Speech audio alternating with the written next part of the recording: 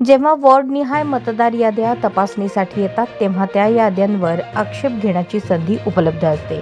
त्यावेळी नाव चुकीचं असल्यास किंवा एखादं नाव वगळावं अशी विनंती करता येते. पण मतदानाच्या दिवशी परिस्थिती वेगळी असते.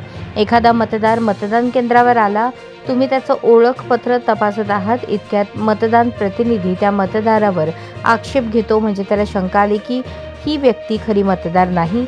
अशा वेळी नियम स्पष्ट आहेत. मतदान प्रतिनिधीला फॉर्म नंबर 16 मध्ये आक्षेप नोंदवण्याची परवानगी द्यावी. त्याचे नाव, पक्ष, आक्षेपाचं कारण नोंदवून त्याची सही द्यावी. मतदाराला शांतपणे विचारावे, नाव, क्रमांक आणि ओळख तपशील. त्याने योग्य कागदपत्र दाखवलं आणि ओळख पटली तर पुढील टप्पा ठरवावा. जर आक्षेप कायम असेल तर त्या मताला विवादित म्हणून नोंदवावे. अशा प्रकरणात मतदान प्रतिनिधीकडून ₹2 शुल्क आकारले जाते. मतदार खरा ठरला तर ही रक्कम जप्त केली जाते. मतदार खोटा ठरला तर ती परत केली जाते. मतदार शपथ घेऊन सांगतो की तोच खरी व्यक्ती आहे आणि मतदानाचा अधिकार त्यालाच आहे. जर शपथ दिली आणि ओळख पटली तर त्याला मतदान करू द्यावं लागतं.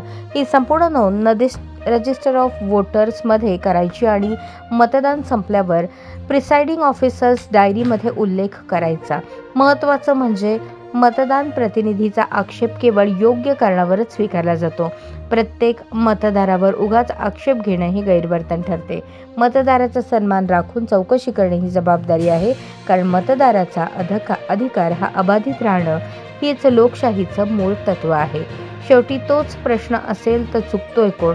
राजकीय पक्षांचे कार्यकर्ते की नागरिकांच्या अधिकारांवर संशय घेणारी व्यवस्था?